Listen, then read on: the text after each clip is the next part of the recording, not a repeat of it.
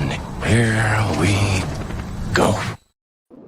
Nole Nation, welcome into another episode of the Renegade Rundown. As always, I've got my beautiful and amazing co-host with me, Jen Santy, aka at Jen Santy 1890. You can find her on X. You can find me on X at Renegade Report 1, as well as right here at the Renegade Rundown. The third member of the panel, our good friend Deshawn Adams, as always with us. This is, I believe, his third show with the crew, and my good friend, as always, on his way back from Dick Hauser Stadium, 24 to, I think, 5? They ended up getting a couple runs there at the end, whooping by Link and this FSU baseball team. How's it going, Doug? It's great. Glad to be here. My voice is a little hoarse from screaming with the animals all afternoon, so I apologize if I cracks at some point, but it was worth it to be out there in that heat today. Man, you're not the only one. My voice isn't cracking, but I was running late getting the show together and running back and forth between the house and the studio. I'm like pouring buckets of sweat, so it's all good. We're here. I'm probably going to fry my beats in my microphone from being so wet right now, but that AC is slowly but surely starting to catch on. But yeah, that was something else. We don't talk a ton of baseball here, but you can just really see something special about this baseball team. Like, I've never witnessed a baseball game like that since I was like in coach pitch. It was just from the first inning on, it was just pure and total domination, completely across the board. It was really a beautiful thing. Anything you want to, anything cool from the game you want to throw out there before we move on? Yeah, I mean, by the seventh inning, the UConn players had thrown the towel in. You could see their body language. They were just done. They went through both of their catchers. They both were struggling with the heat. They had said that they were going to be prepared and ready for it, but at the post-game conference, the coach admitted that the heat really got to the players. They didn't even have any players to interview because they were all getting medical treatment and getting IV bags. So it's going to be another brutal one tomorrow, and they're going to have a lot less time to recover. So let's hope the bets pick up where they left off, and we've got our ace, Jamie Arnold, probably the best pitcher in the country going. So things are looking really good for a 2-game sweep. We'll see if we can make it happen. Man, people were pissed about that strategy at the beginning of the College World Series of not throwing him out there first. Long way we've came to the Super Regional where you win. You go up 24-1, and now you're sitting here. He'll probably only have to throw 6 or 7 innings tops tomorrow. That'll be a lot of fun. Chris, Jen, Deshawn, anything stick out? Did you guys get to check the game today? I watched some of it. Oh, sorry. I watched some you of it. go ahead. You go first. Okay. Well, what I will say is that I am so glad there's not a committee allowing teams into the College World Series, because teams like UConn would be left out now due to this blowout.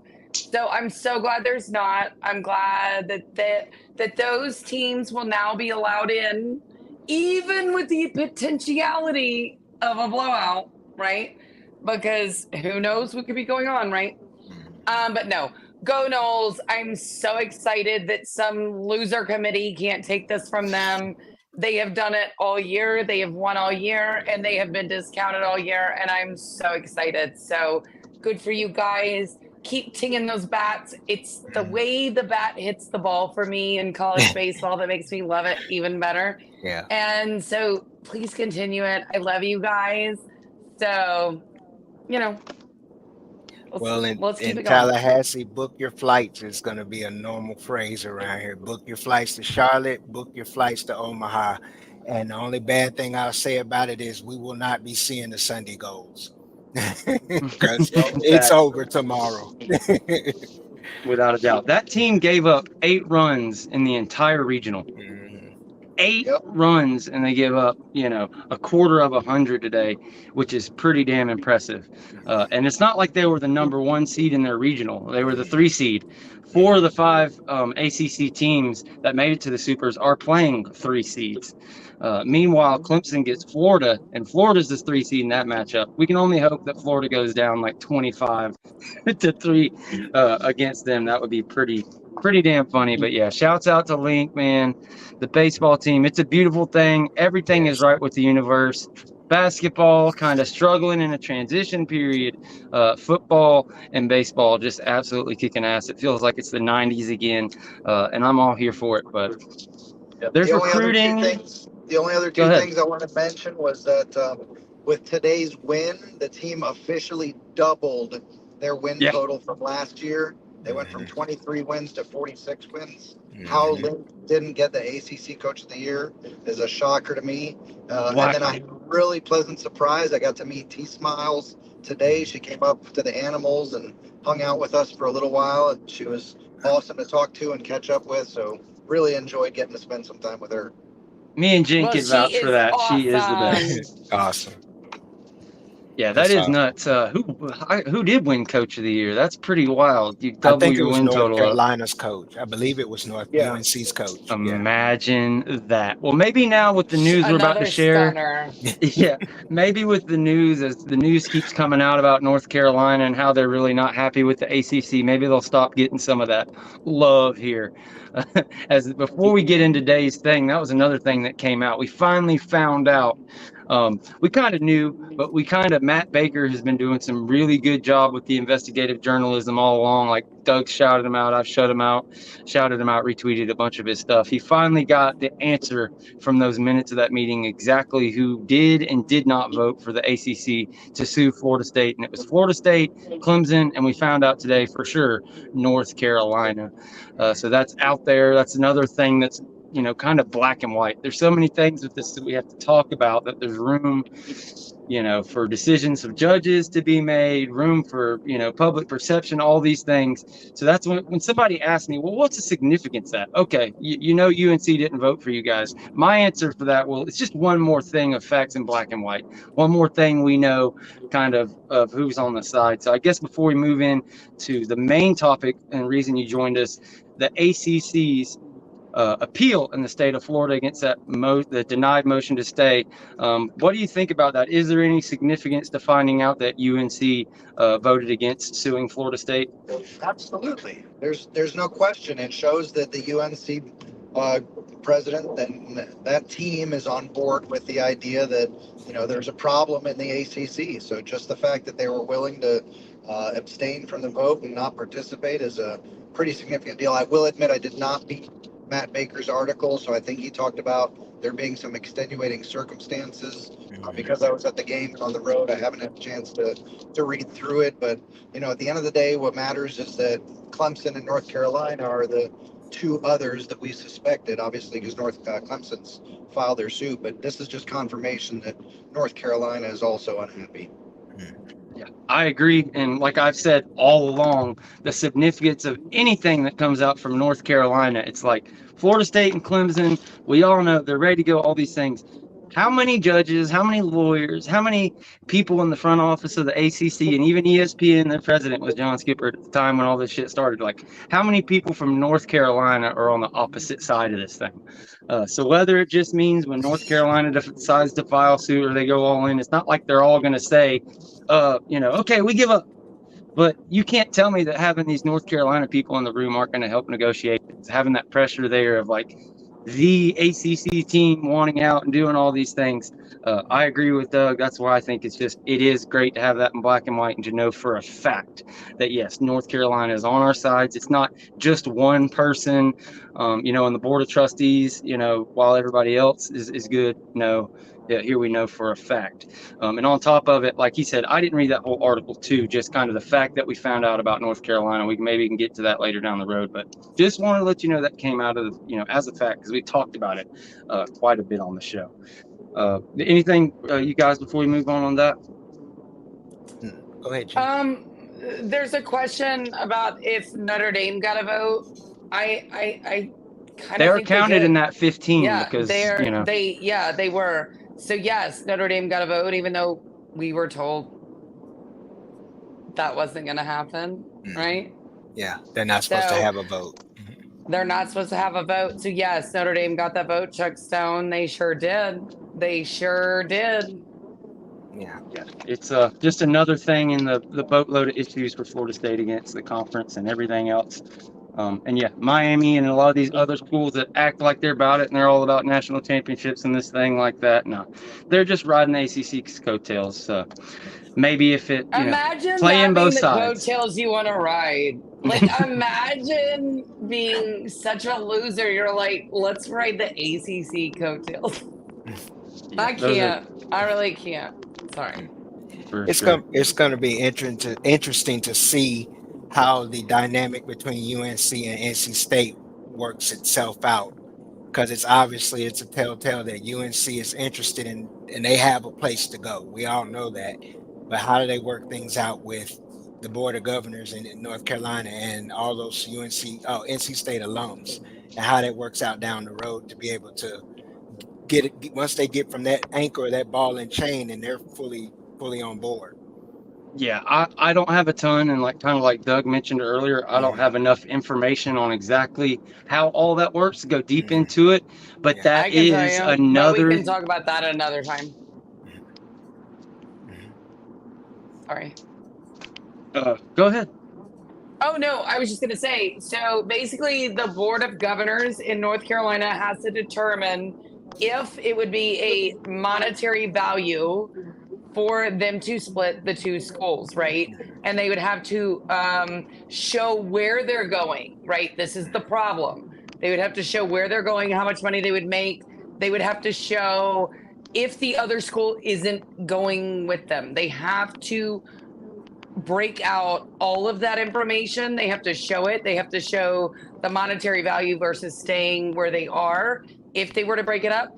And again, they can't show that where they were going because that would be collusion, right? Yeah. That's the problem. Okay. If that makes sense. Yeah, I think we all know they're connected, and Jen hit a very good point. How can you let them know where you're going? But again, I don't know the fine details and can get too deep into that outside of what she just said. So we'll kind of save that for a later show. But it is one more thing that obviously North Carolina is figuring out. We got to get out of here. You've heard it. The fact that they're going through this and trying to figure it out, trying to figure out exactly how they can navigate it, that just goes to show you they're unhappy, and their team Florida State and Clemson a lot more than the team ACC. And of course, Doug, we could just move on unless you had something on that. Nope. Let's go. It's getting sloppy. It's getting fun. That's I right. love it. I love it. Doug, come watch Bravo with me. We'll have a great time one day. It's so much fun. It's just not fair. It's got to be the afternoon drive instead of happy hour. Doug Rohan's got to drive. He can't drink. We'll get this thing fixed once we get our trophy up on the wall. We can revert back to normal programming, and you can hang out with the adult crowd. but yeah, on to the main topic that we brought you on for, the appeal the ACC's appeal to the ruling to stay in the state of Florida. Start us off. What's the number one? What's the biggest thing to come out of this thing? So I want to put a little bit of more context on this because we have some developments this morning. Yes, we are talking about the brief from the ACC on the appeal to the First District Court of Appeals in Florida, but then the ACC also filed a motion to stay the proceedings on the new second amended complaint and filed a motion to dismiss on the new second amended complaint. And as one of our Twitter followers pointed out, doesn't this create a conundrum? Because if the first amended complaint was dismissed, then what the hell are they appealing to the First Court of Appeals? So that is interesting. It does. I do wonder if the response from Florida State is going to be to try to dismiss the Court of Appeals action because that complaint has now been dismissed. But nevertheless, what we have is an allegation from the ACC that basically created this. Doug, you went through a bad spot there, buddy. Yeah, I'm sorry. Yep. You went through for about back. 30 seconds. You were gone there. Yeah, I think you're back. I think you got your service back, bud. I'm sorry about that. Oh, now he can't hear us. I think he was alluding to basically talking about Judge Cooper. Oh yeah, for sure. Yeah, Yeah. Yeah, I'm back definitely. now. We're Hopefully talking about the appeal. Okay. that should be the last bad spot that I've got. Hopefully it is. But yeah, Judge Okay. Cooper was All right, we creating got you its back. own. Yeah, basically start back at the beginning. Yeah, the ACC is accusing Judge Cooper of going rogue and creating this whole new line of discussion around federal patent laws and how the determination of first filed versus forum shopping should have been applied in the state of Florida. The ACC points out that Judge Cooper didn't cite to a single Florida case to support his proposition, that he ignored some of the similar cases that were already out there, and that he created this whole new 15-point plan, a 15-point test that is now being utilized in order to determine that it's okay to ignore a first filed case in North Carolina. So, in all that, the one thing that really stuck out to me is that they kept saying, well, it's the same exact. Goes against the exact rules of there being two same cases going on in Florida, and it wasted all these resources, and you've got the same complaint in both states. But Florida State never got to complain in North Carolina. They sued before anything was ever done. There is no complaint. Florida State is on the defensive in North Carolina. So to me, them actually being able to get together and file suit against the ACC like they originally planned to, just as an outsider looking in, how does that equate? How is being a defendant the same thing as being a plaintiff in another state? So typically the defendant is, I don't know how to describe it. They're complaining that the plaintiff is the proper party to make the determination as to where this should be sued, or where this suit should be held. So that was why they were making a big deal in the North Carolina hearing before Judge Bledsoe about claiming that the ACC is the party that's being harmed, and that they're being harmed in North Carolina. The plaintiff has the right to make a determination as to where the suit is going to be, and so their opinion that North Carolina is the proper venue should carry more weight. But that's what the two different cases are fighting over, and they both have reached different conclusions. And so the ACC's point was, yes, we have this idea of comity and COMITY, and the idea is that once Judge Bledsoe ruled that jurisdiction was proper in North Carolina, that should have been the end of it. Florida State should never have even gotten a chance to issue a ruling. Yeah, makes sense. And yeah, like he was saying, not comedy, even though a lot of this shit is like comedy with a D. No, the legal term comedy. And I know you defined that on us here before, but just for the folks that are listening, as that's a big part of that. What exactly is comity? COMITY.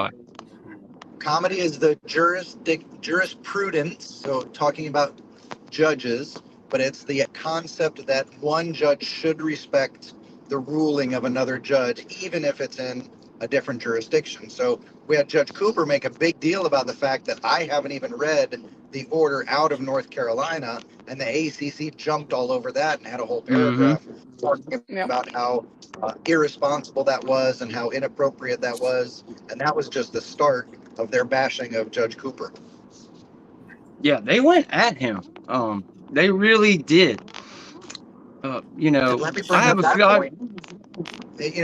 That's typical in an appeal. What you're saying in an appeal is you're going to the higher court saying they got it wrong, that judge made the decision incorrectly. The issue is that you typically appeal a final ruling, a final judgment. This is what's called an interlocutory appeal. You're appealing an intermediate decision. And so you've got to go back before Judge Cooper if the Court of Appeals denies your position.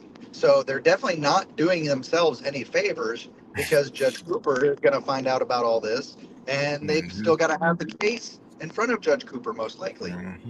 Yeah, that's exactly where I was going with that. You read my mind because it's like, man, you're running a high risk if this doesn't work out, and that's not the end of it.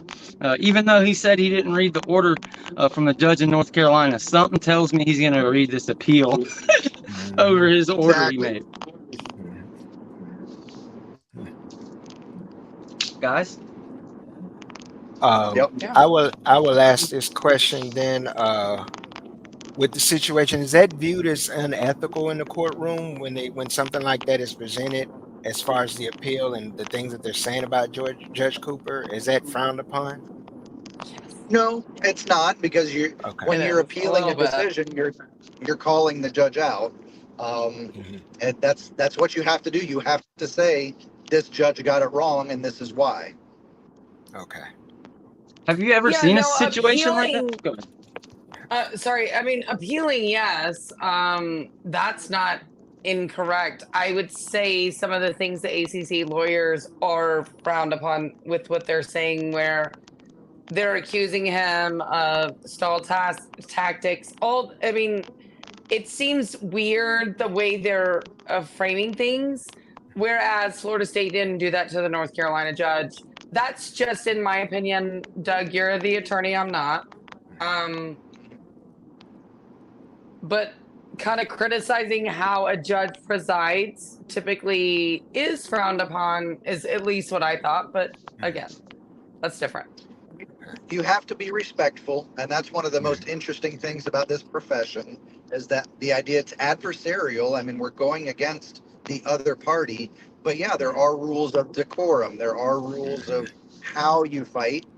Just like in a boxing match, there are, no low blows. You can't hit below the belt. And that's kind of the same thing. These are body blows. These are definitely, some challenges to Judge Cooper, but I don't think they got irresponsibly nasty in how they were framing the fight. Okay. They got as nasty as they could without any Yeah, issues. I think the same arguments can be made about Bledsoe in the same case. So I just don't. I don't know. That's just me. But again, I don't know. Alrighty. So, that's just how I feel about it. I think Bledsoe argued the same way for North Carolina. I think Florida State, honestly, if you're looking at law black and white, just from me, again, I'm not a lawyer, but there's no reason North Carolina should have been allowed to, or the ACC should have been allowed to file in North Carolina first without any action. I just don't see it. And they violated their own bylaws. So that to me is a red flag.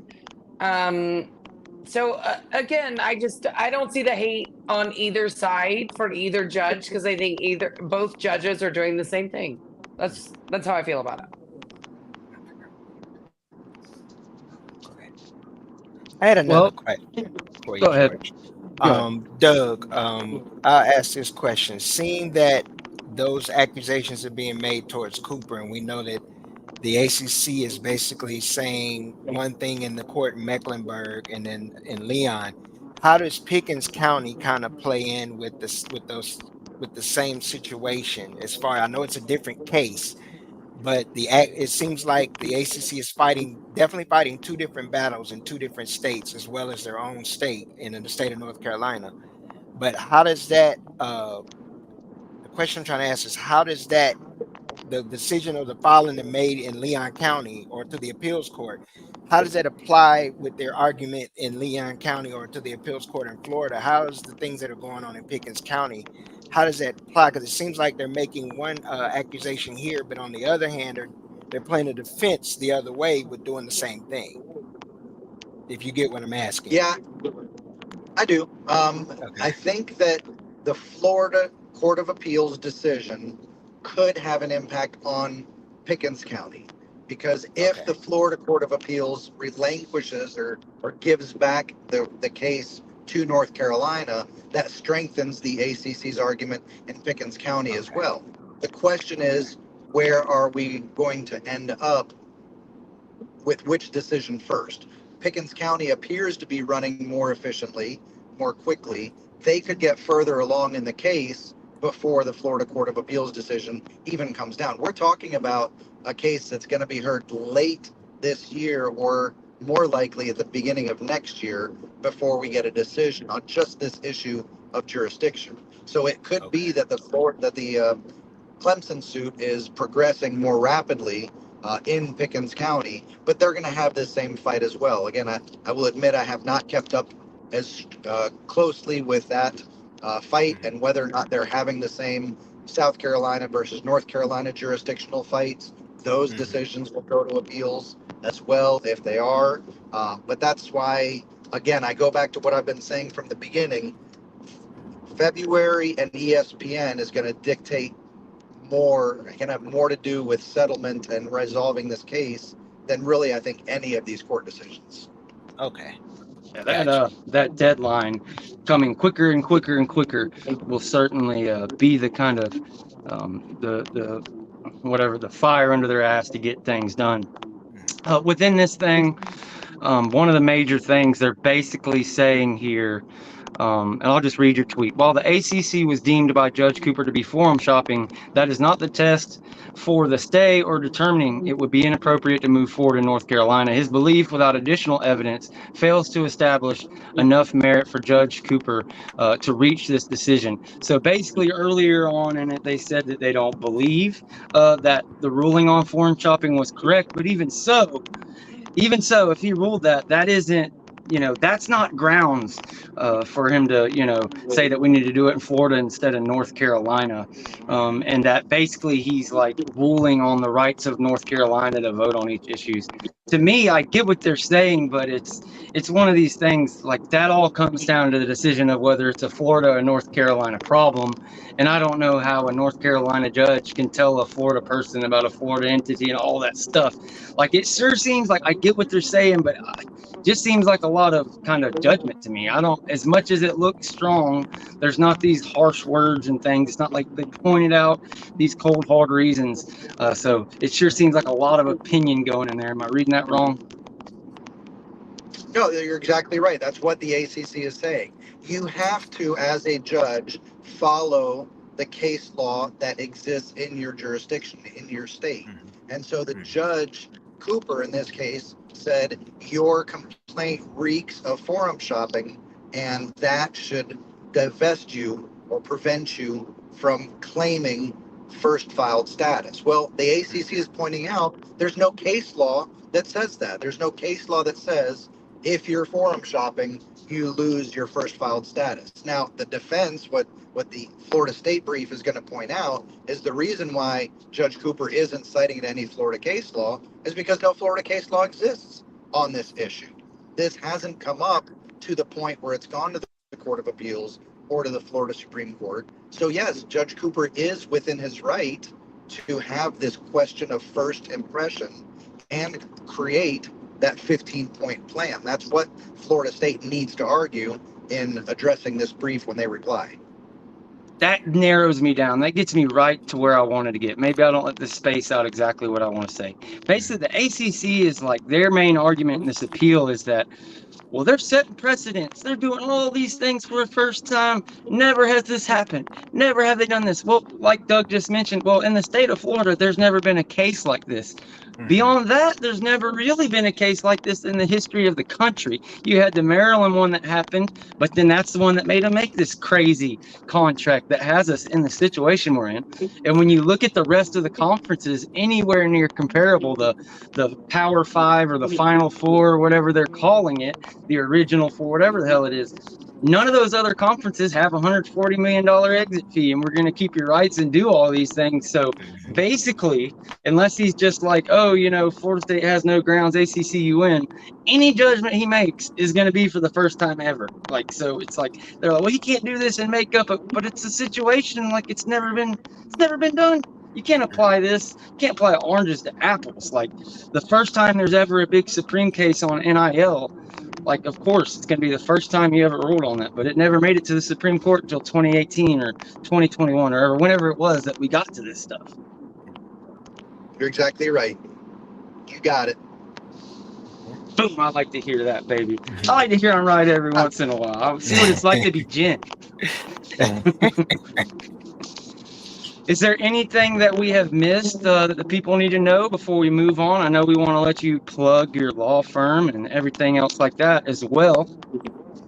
No, on Monday, I plan, if I can carve out some time, I'll take a look at what their ACC is stating in their other briefs that they filed in Judge Cooper's courtroom on the second amended complaint. I expect it's going to be a lot of the same stuff we've already talked about. They're going to be claiming that they don't have jurisdiction in Florida, that Judge Cooper needs to put all of this on ice while we're dealing with the North Carolina Supreme Court, waiting for them to decide if they're going to take it up.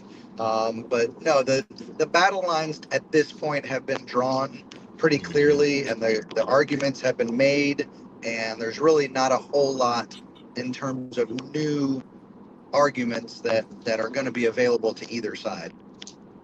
This is a good one here from Yeah. It's not a super chat, but we still get it up here if it's a good question. It says, question for Doug. Why has Judge Cooper not ordered ESPN agreements to be shared with FSU's attorneys in a manner that complies with sunshine laws?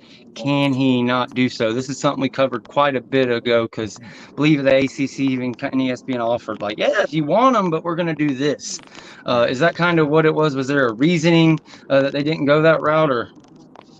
They haven't done it yet because it's not appropriate yet. As soon as Judge Cooper dismissed the first amended complaint, the case needed to start over from the beginning. So I suspect that that's something that they'll address if they have the June 18th hearing, which I posted, about a week ago or so. I warned everybody that June 18th date was kind of squishy, and all of these filings this week are the reason why I thought that was going to be a squishy date. But whenever Judge Cooper gets an opportunity to hear the merits of the second amended complaint, that's when I would expect him to issue such an order. Okay. Okay. Beautiful. We've been having a little bit of audio issues, so I've had to jump out a couple times. So bear with us. We're trying to get it as best as possible for you. Thanks for another great answer. But yeah, go ahead and let the folks know if they're in Georgia where they can go to get some help. You can probably let them know about what you got going on with the trip to Ireland in a little while, and then we can continue on to the next thing, or we can say goodbye, whatever you got, man. That sounds great. Yeah, I do need to wrap up so I can go grab some dinner on my ride home. But Atlanta, Georgia is the home of Rohan Law, where we handle work accidents and criminal defense. I've gotten a couple calls this week from people looking for attorneys out of state, which is perfectly reasonable and acceptable. If you've got something going on in Alabama or Florida, and you just want to know if you've got the right attorney, or if you want help finding an attorney, we help with that too, because at the end of the day, we want to provide a service to our Florida, that we've built some trust, and so we want to make sure that you all know that you can call our office and we can help you out. Shoot me a message on X, follow us along, and then to the Ireland stuff, we'll share a link that we're sharing with all of the FSU fans going to Ireland. We're going to start talking about some of our plans and how we want to share our thoughts and opinions about how last season ended in the college football playoffs. So if you're going to Ireland as an FSU fan, please register and follow along with some instructions that we're going to share. And we're going to talk about, how we can make our voice more uniform and heard better through all the different channels that are going to be there. Beautiful. And we'll get that link in the description. And I may just have to send this thing your way if I can't make it. I'm not sure if I'm going to be able to make it, but we're going to make sure Kurt gets there, and Doug's going to have everybody. They're going to meet up. They're going to figure out what they got to do, whether they got to blanch some tomatoes and peel them so they burst when they go up there, or whatever the case may do. Maybe they're going to figure it out. Yeah, that's how you get the skin off of tomatoes, man. Yeah. I mean, You're talking to Chef Boyardee over here. I'm surprised that you knew. Like, wow. My first job was at an Italian restaurant, so I was a line cook. So Alright. you don't know, I can make a little chicken marsala, chicken piccolo, all that good stuff. But we appreciate you, Doug. Thank you, Doug. My pleasure. Y'all take care. Have a good one. Thank Absolutely. you. Boom. Doug Rohan comes in here to set us straight, answer our questions on the legal goings on, and I'm sure we'll talk to him again very soon. And hopefully, who knows, maybe a miracle happen 8 teams will leave, and we'll be done with this shit June 30th. Mhm. But we'll see. As for right now, what's going on today? You saw all the kind of updates on Twitter and Facebook. If you've been active today, Instagram, all the official visitors showing up on campus. And I have got a list somewhere. I had a list. Here we go. I believe this is going to be the list of guys on campus today. I may have one missing or one off, but Zion Grady is already here. Max Buchanan on Yes. campus. Ethan Pritchard left out first thing this morning or yesterday afternoon. Osman Chroma also on campus. Chase Lofton already on campus. Max Redmond, I believe the safety has made it or is on the way. And also Ladarion Clarity, the kid from Pensacola that I have raved about on here, also with a visit. I know you got to listen. Am I missing a couple of them? I know we had some surprises show up, Deshawn. I don't know exactly. I think those are pretty much it. I was trying to think. I know Conan Maney had just left his visit. I believe he had just left his visit. Him and Wiggins were here in the middle of the week. Yeah, so. Wiggins was here. It may have been another lineman. I can't remember his name. I think it may be last name Carter or something like that. It's another area lineman too from the Big Bend area. But as far as recruiting goes, that's pretty much it right now until we get into another week or two. Then the big visits come in, about 25 prospects. Yeah, 2025 DB prospect Bryce Fitzgerald is also on campus. That's one that I didn't mention. 2025 DB prospect Tony Williams. I think that's about it. Zion Grady, one of the first names, or the first name I mentioned. That's a guy that I didn't quite believe it on. It's one of those guys kind of like a Jamie French where you just know he's a super high recruit.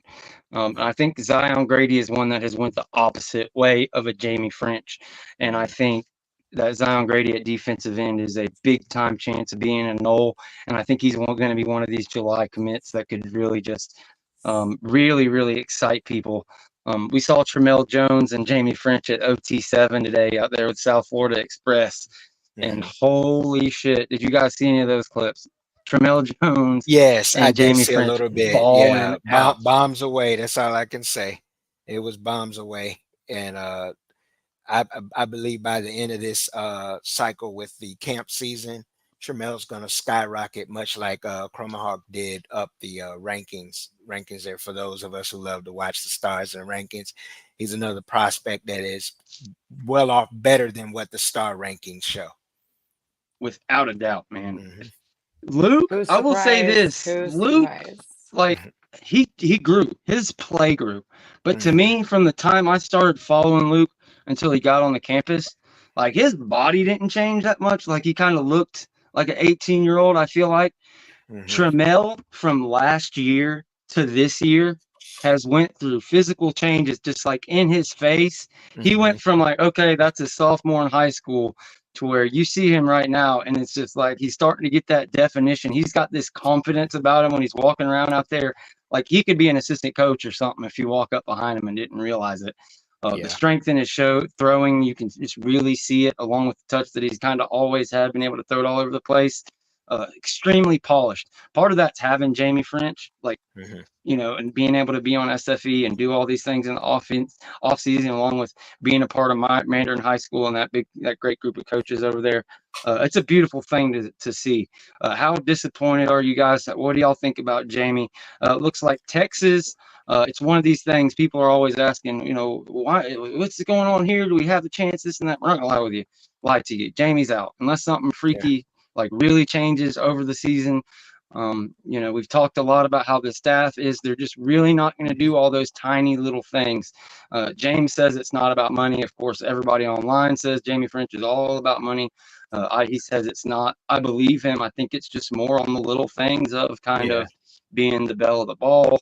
That's probably not the words he would like to hear, but just really be showing like, we need you. You're going to be this big star. Come in, do all these things. I think it's more of that, like, you're the centerpiece of this class type of thing. Go ahead, Jen. I'm just going to say good luck to him, because Texas is going to take a couple other wide receivers that are highly ranked than Jamie French. Miami says Jamie French sucks. That's what most of their fans say. That's fucking stupid. And so go enjoy it. Go enjoy it. I mean, I don't know what else to say. Those are my thoughts. I think if you want to be the belle of the ball, you ain't gonna be. You aren't. Those are the facts. And if someone's telling you you are, okay. Well, Let he me know will. how that works He out. will. He will be the belle of the ball, just not at Florida State or Ohio Yeah. State or Georgia. Yeah. You know what Yep. I mean? If you want to go somewhere else where you can be, Yeah, That's what I'm saying. it's all That's what I'm saying. it's all fine. It's okay. I mean, it's just part of Yep. the process. You know, you can't get them all. Like I exactly. said before, we get ours and the others get theirs. It's okay. I mean, he's enjoying the process, and he chooses what university he wants to go to. If it's Texas, I that's fine. think Texas would be a way obviously better move than Miami ever in a million years. If you go to Miami, you will transfer out in a year. And Florida State won't take you. So, okay, have fun, enjoy. That's what I say. Yeah, it's No, it's final. I just rather he go out of state than have to face him. So I mean, I look at it that way. Yeah, that's what I just said. I think Texas would be a way better move. I mean, Texas can actually win games and make playoffs and win conference championships. Miami doesn't sniff them. So let's put that on the table. Yeah, definitely agree that Texas would be a better spot. So we'll see where he ends up, and you never know. A lot could change between here and now, but we were hoping to get that official visit and all those things. But as of now, it is just not happening. Moving on to the official visitors, Max Buchanan is somebody that I really, really like for this class. I think he's been a lot higher on Florida State than people kind of realize. That'd be another candidate for me for a July commit. What do you think, Deshawn? Yeah, I like his. I didn't see too much film on him, but I like him. He's an interior who can also flex out and play tackle. Excuse me, I'm just looking down the list myself because I was trying to go ahead and then peek ahead at some of the upcoming dates other than this past weekend or this weekend. I mean, let's just put it this way. We've already stated that the trenches will be addressed regardless of who we lose. We're going to get the trenches will be addressed. It's a priority this year. So we will get the needed personnel to fit, and the prospects will be here. And Buchanan is a great starter, along with, like we've shared, Josh Petty, Peyton Joseph's out there. It is what it is. Yeah, Zaire Addison is another one. I think Great he might be name. the end of the month. Yeah. I was super high on him. I was convinced he was a Nole from the jump. I thought he was a Nole, but he's one of these guys. He's taking his visits. Like he was just at Florida last weekend. He's taking all of his visits and he shows love. I don't think he's necessarily one of these ones that everywhere he goes, that's his new number one. Everywhere he goes, that's his new number one. I think he's kind of had his number one school this whole time. He's just making his visits. And our guy Chris, he's got some information or whatever. He's really high on him. He really thinks we've got a good chance of landing him, so that bodes well. And I appreciate that. Osamon Chroma. I'm hope I'm saying that right. Another blue chip running back along with Byron Lewis that we're after. He's one that I was really high on earlier, but again, kind of with Zaire, I kind of wavered. I don't have him in the class. I think we end up signing two backs, but it's Byron Lewis and maybe another one. What do you think? Yeah, he showed up. He was here on time. Yeah, he showed up. I mean, he showed up. I think he's still going to be a Georgia lean at this point. But us still having our foot in the door, it's a positive look. So, I mean, I just look at it as Lewis is a primary. You're still gonna welcome a Chroma on a visit, and you still try to, you don't stop recruiting. But I think at this point right now where we're at, he's a Georgia lean in my opinion. Yeah, I agree totally. Speaking of Georgia, who just committed over there? They just got a linebacker. They got Zayden Walker. Walker. Yeah, that's people were talking shit about that one. I never expected to sign him. That wasn't a serious thing that we were talking about. So I'm not worried about that one. But there was another guy, Derek Cooper, a guy that we had. I believe he's a DN, but Derek Cooper was just on campus, just got his Florida State offer. this past week. And you find out that he obviously must have been a priority for Georgia because they get him on campus and obviously turned the heat up when he saw all the love he was getting from Florida State and how that was going. That's the This tight end. Is that the tight end? That's a I good believe. question. I believe because I think they I believe just he didn't. plays tight end and DN in Yeah. high school. Yeah. I'm not sure. Not sure. Okay. See here. Another name I remember hearing mentioned, I think Chris had mentioned him on Sporadics, Justice Terry. Yeah, He's another name that's scheduled to come in next that's a week big as one. we can talk about that going into next week. But there's a big weekend coming in next week on the 14th. Oh, the Yeah, they got a 18th too. camp. The 14th. Yeah, they got a camp going on. But Justice Terry, that's one I'm personally gonna go try to get to because it's maybe like 40 minutes from where I live. So I'm gonna go take a look at him. Um, it's a couple in around my area that I'm gonna take a look at. And he's one of them I'm really interested. He's currently committed to USC, but he's one that's being mentioned as a possible we could flip. Man, if you talk about that Braden Fisk tweet talking about how he turned down 400,000 to go Mhm. to Florida State. Of course, they didn't say what we paid him or whatever the case may be, but yeah, he might want to look at that for sure when Yeah. making that choice. And yeah, Justice Terry, he's a freak. He's one of those guys you can kind of build your defensive line class around. So I would be Oh, all for that if we can get that guy. one thing is the guy you guys were just talking about is the tight end. It's the Yeah. tight end. hmm Yep. Okay. Cooper. Yeah. Yep. Another name I throw to you, George, Joshua Moore out of West Broward. That's another name I'm interested in seeing how far we go in pursuing and recruiting him. He's actually better than a lot of his star rankings are showing. Big body wide receiver, 6'4", 205. High level. A lot of people from his area that I've heard say he is really talented. I've looked at a little bit of his film. He plays a lot like the kid we just got in this past cycle who's on campus now. I can't believe everybody's talking about him. Elijah. Another Elijah Moore. Moore. Elijah Moore. Yeah, I He was has, about to say they might be yeah, it's brothers. another Moore. Elijah Moore. He has a really good catch radius. You can see that it pops off the film. He makes a lot of the tough catches look easy. So I'm just throwing that out there for a name for you to take a look at his film too. And Yeah. those are my viewers to get a look at it. Joshua Moore out of West Pembroke Pines, Florida, West Broward. Yeah, another guy that I had mentioned the other day, Rowan Byrne, has recently committed. So that's one you can take off the board for now. Okay. He committed to Clemson, another guy that we got on campus and was trying to get a little something going, see what was going on, and Clemson pulled the trigger. So he will not be visiting, taking his official visit that he was supposed to take. Okay. But yeah, you brought it up. The big weekends, we've already talked about this with you guys before. I'm gonna go ahead and throw the banner up here.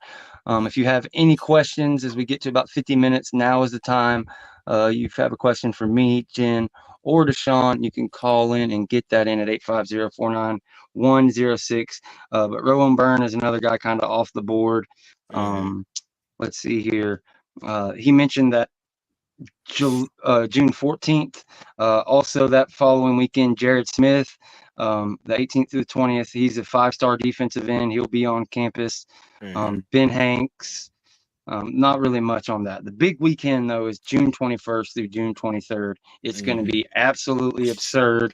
That's the one that's going to lead to a ton of commitments. It's going to keep growing. Something like 15 blue chips. It was a couple weeks ago. I think it's already up close to 20.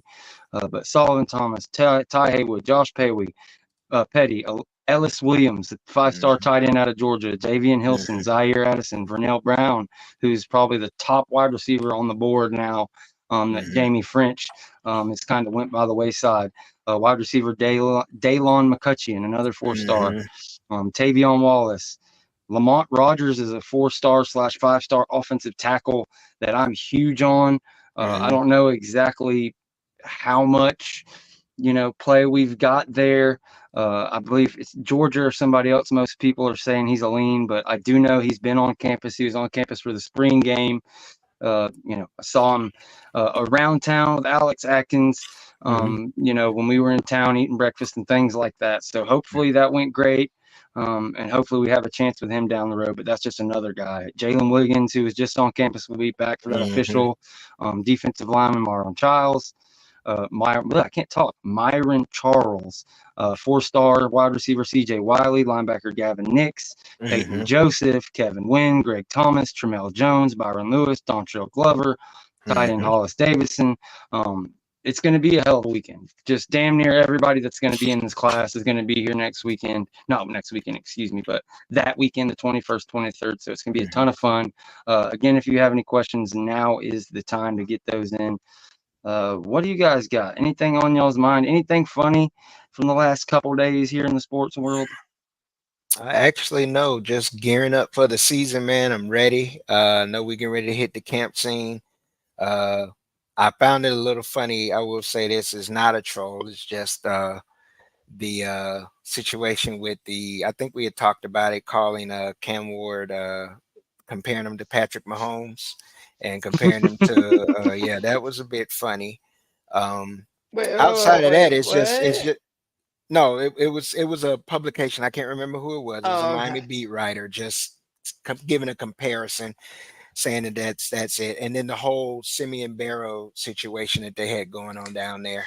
Oh yeah, they talked him into coming back, baby. Yeah, the back and forth that's been going on. Did you see the quotes from the unnamed coaches in the ACC? No, what you got? What you got? Oh my goodness. Y'all haven't seen that yet? Really? Not yet. You really haven't? Okay. We're waiting on you to tell us, baby. Athlon Sports.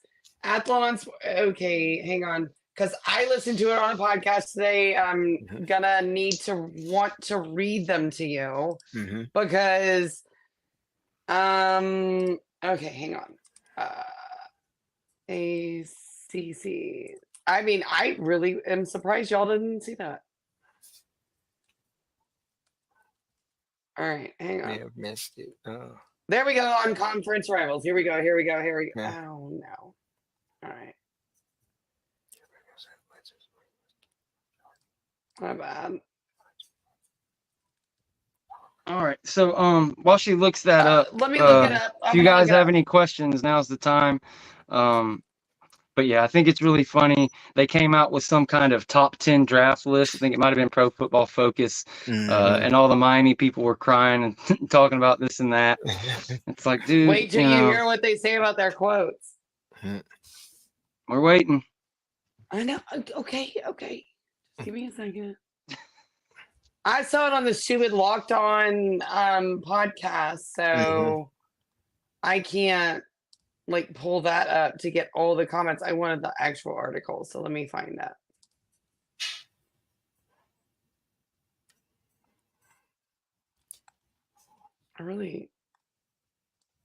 Anyway, basically what they said was Florida State is the clear front runner. Clemson's number 2. They had 3 statements about Clemson, Florida State. 4 were made about Miami. Miami's questions were about coaching. Nobody believes in Miami. I mean, it was kind of brutal. If you could list, God, I've got to find it. I really got to find it. Let me see. Anyway, so the Florida State they're the clear front runner with DJU, and then Clemson was with Kate Klubnik. They think he found it, although the host of the show said they disagreed. They didn't see him find it because he never beat a very good defense. And the other co-host had to say he did beat Notre Dame. So, I wish I could bring this up now that I said that, but I only have the one from 2011. They did it 2 days. Oh, here we go. I think. Oh, there we go. I got it. All right. Speaking anonymously about college opponents. Are we ready? Okay. All right. Let's see what they have to say about Clemson. Ready for this? 2024 could be a turning point for this program under Dabo. The writing's on the wall. You can't ignore the transfer market. You have to play ball with NIL. How will he respond to that? That was comment number 1. Comment number 2, hiring offensive line coach Matt Luke. I agree. was a really sharp move. There's this idea out there that Debo won't listen to outsiders, and Matt's a guy who can bridge the gap. He worked in the SEC forever, and he knows how to manage the politics and dynamics. Comment number 3. Klubnik is the real deal. When you watch his 23 tape, he turns a corner as the season goes. He started to get it, and he could break out as a true superstar this season. Does anybody agree, disagree? I mean, these comments get better. They really do. Just get to the good ones. Those are all pretty. That's just all right, regular. do you want me to read the Florida State ones, or do you want the Miami ones? Whatever the funny ones are is fine. Just read them out. All right. So the Florida State one was give Mike Norvell credit. They navigated a really weird and kept the program, a really weird season, and kept the program going at a top level. They may not be 13-0 again this year, but they are suing their own conference. So there's another big distraction, like last year's undefeated streak. Norvell has done a fantastic job at keeping all that noise out of the program. True. Last comment is the roster is following the same blueprint as last year. George, I think you might get excited about this one. In the spring, they had a bunch of breakout guys who were just transferring in at key positions like quarterback and defensive end. Maybe Mike is maybe the closest in the industry to deciphering how to balance 4-year high school recruiting, team culture, and portal hunting. It worked for them last season, the season before that, and they should be back in the hunt again. So I thought you would like that comment. Okay, totally agree. Sounds now, like I said it. Are you ready for the Miami ones? Let's get to the Miami ones because this is oh my gosh. Yes, we're ready. Let's go. Miami. This better be funny.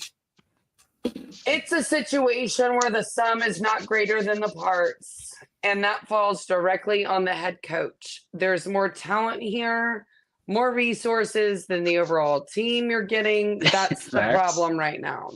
Facts. The Tyler Van Dyke experience is over, and it's on them to fit their offense to Cam Ward, not the other way around. That kid has an established skill set that can help any team, so they should not try to make him accommodate their playbook. I can agree with that.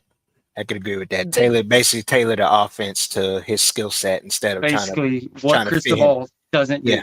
What he doesn't do, the exact opposite of what he's shown he doesn't do. You're right. It's funny. That's a good one. These coaches, they're telling the exact truth. I haven't heard anything wrong yet. Yeah, we have 2 more. The defense is strongest to weakest from front to back. They're not as good as the secondary as they should be. Just facts. And that's wild. The coaching issues, last comment. The coaching issues cost them multiple games last season, and overall, there are questions about how effective the staff is at getting the most out of otherwise talented players. The biggest question is the sidelines, not the roster. But that's been the common theme. You know, Miami. You've never been able to say Miami has not been talented. You probably could count on your hands how many times over the last 20 years that they haven't had a talented roster. Yeah, this is just always been the coaching. Just facts on top of facts on top of facts. These guys knew what they were talking about. I will tell you that. Again, the line is open if you have any questions. 850-495-196. As we have like a minute left, we'll call this thing a day and look forward to the next one Sunday. I don't think we have anything scheduled for Sunday, but Jen has Richie Barnes coming in Monday for the Renegade roast, so you can look forward to that. But yeah, I think that's about it. Anything else on the mind before we call her a day? Nothing. No, I'm about to go on the Fine Mom After Hours show if anybody wants to follow over there. And I guess that's it. Okay. All righty. Well, much. I think that's it. I think we covered all the bases. Thank you, Encyclopedia. I love my shirt too. It's kind of wet right now from all the sweat, but I'm I wash this thing a couple more times, I may have to get a new one. It's like my favorite shirt. But yeah, we love you guys. We'll see you guys Sunday. Go Noles, and Go we will leave you Noles. guys with a little bit of trouble life and get out of here. Hey, man. Let FSU work for everybody. Let go. First off, fuck Bama in the road tide. Fuck Tuscaloosa in every city that's close by. Bitch ass hillbilly redneck fans. Auburn almost caught y'all slacking like dress pants. Michigan trash, they ain't got a damn chance. Only Wolverine I respect is X-Man. Sheen ass coach got exposed, still in plays. Damn right I'm better, y'all sweet.